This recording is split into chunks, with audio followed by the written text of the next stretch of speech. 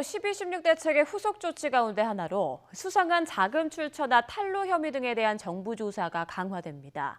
또 다중이용 건축물의 불법 중축 등으로 인한 붕괴나 화재 예방을 위한 관련 규정도 바뀌는데요. 올해부터 바뀌는 부동산 관련 내용을 김현우 기자가 전해드립니다. 지난해 7월 광주의 한 클럽이 붕괴돼 2명이 숨지고 16명이 다쳤습니다. 경찰 수사 결과 불법 증축이 문제였습니다. 올해부터는 이런 다중이용 건축물의 붕괴나 화재 사고를 예방하기 위해 관련 규정이 강화됩니다. 다중이용 건축물은 준공 후 5년 이내에 처음으로 이후 3년마다 안전점검을 해야 합니다. 안전점검 주체는 지자체장이 지정하게 됩니다.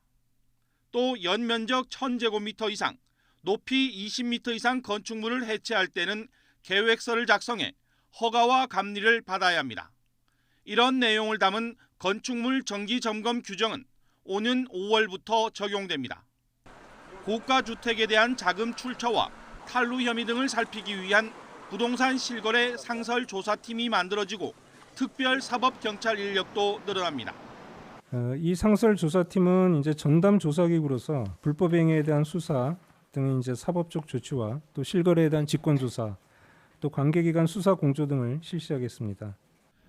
부동산 실거래 신고 기간도 대폭 줄어듭니다.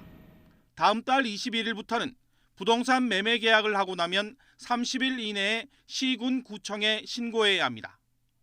또 미세먼지 등 환경 보호를 위해 올해부터 연면적 1000제곱미터 이상의 모든 공공건축물은 에너지 자립률 20% 이상 등을 달성한 제로에너지 건축으로 조성해야 합니다.